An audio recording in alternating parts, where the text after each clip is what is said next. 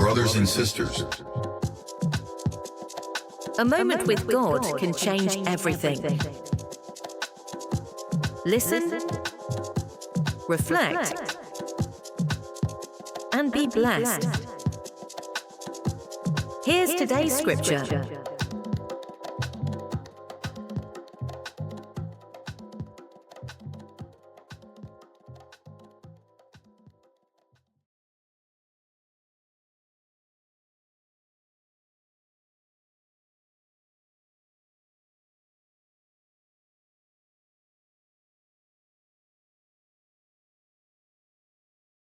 Welcome. Our goal, to really unpack what this passage is saying about finding, strength and courage, especially when you're up against fear or uncertainty. Yeah, and it's delivered at such a significant point in the story.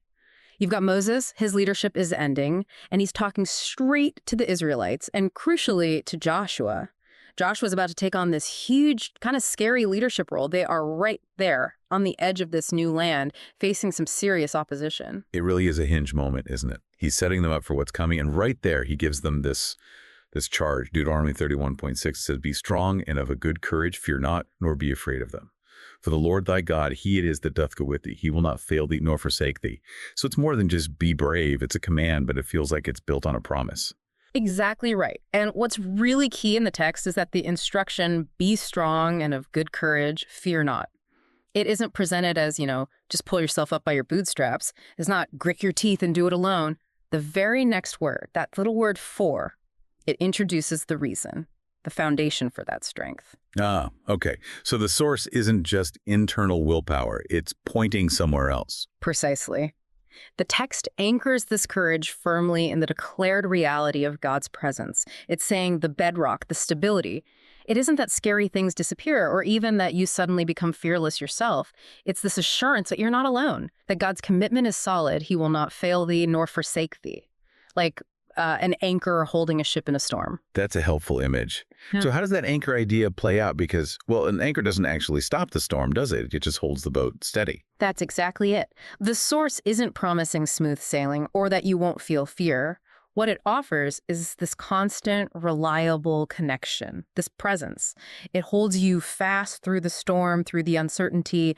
It gives you a place to put your confidence when everything else feels like it's shifting. It kind of reframes the whole struggle. Okay, so it shifts the focus away from the size of the problem or your own feelings towards the reliability of that promised presence. Yes. So the call to be strong becomes less about manufacturing courage you don't have and more about acting out of your trust in that presence. Right, acting in response to it. Exactly. It's courage from trust. And you see, this isn't just whispered advice for one person. Moses says this out loud, commissioning Joshua, preparing the whole community. Ah, so it's for the leader Joshua, but also for everyone else listening.